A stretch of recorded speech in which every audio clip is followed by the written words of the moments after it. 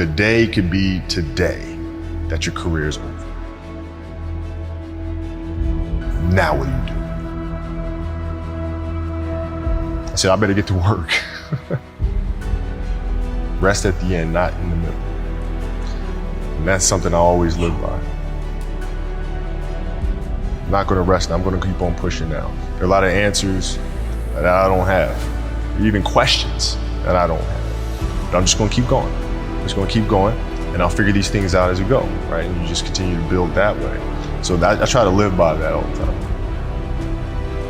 Have a dream, sacrifice for it, and never ever rest in the middle. And I came into the NBA, I was like, man, these dudes really don't work that hard. One of the things I would do is, while everybody would be at the cafeteria work, eating and doing all sorts of stuff, I just go back to the gym. How can I show you that, no, I have the edge? Well, you do it through training, right? So when I get up in the morning, my daughter goes with me. 4 a.m.? 4 a.m. My 15-year-old goes with me. She goes with me before school, and it becomes a daddy-daughter thing. That's cool. Through that process, she understands the value of hard work. And so it's through those behaviors is where I find the motivation to do it. I think the definition of greatness is to inspire the people next to you. I think that's what greatness is or should be. It's not something that lives and dies with one person. It's how can you inspire a person to then in turn inspire another person, and then inspires another person. And that's how you create something that I think lasts forever. It's not sit around and it's all happy-go-lucky type of thing. If you're a leader, your job is to get the best out of it. You gotta deal with it, face it, learn from it. It's exciting when you win, it's exciting when you lose, because the process should be exactly the same. But the hardest thing is to face that stuff. But what if today is the day that that's it, now what do you do?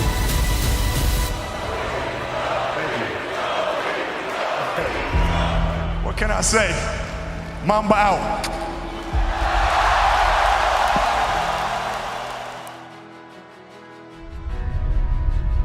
My parents were great. Growing up, they instilled in me the importance of imagination, of curiosity, and understanding that, okay, if you want to accomplish something, I'm not just going to sit here and say, yes, you can do whatever you want. Yes, you can, but you have to also put in the work to get there, right? So they taught me that at a really early age, man. And when you grow up as a kid thinking that the world is your oyster, all things are possible if you put in the work to do it, you grow up having that fundamental belief.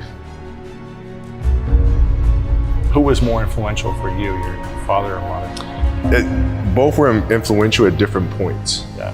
Right. My mom was there on a daily basis. My father was really influential at a really critical time where I had a summer where I played basketball when I was like 10 or 11 years old. And here I come playing and I don't score 1 point the entire summer. Not one. You didn't score once? Not one. Were you in the game? I was in the game. How'd you not score? Because I was terrible.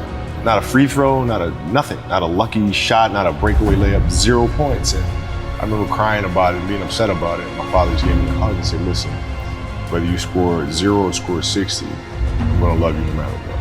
Wow. Now that is the most important thing that you can say to a child. Because from there, I was like, okay, it gives me all the confidence in the world to fail. I have the security there.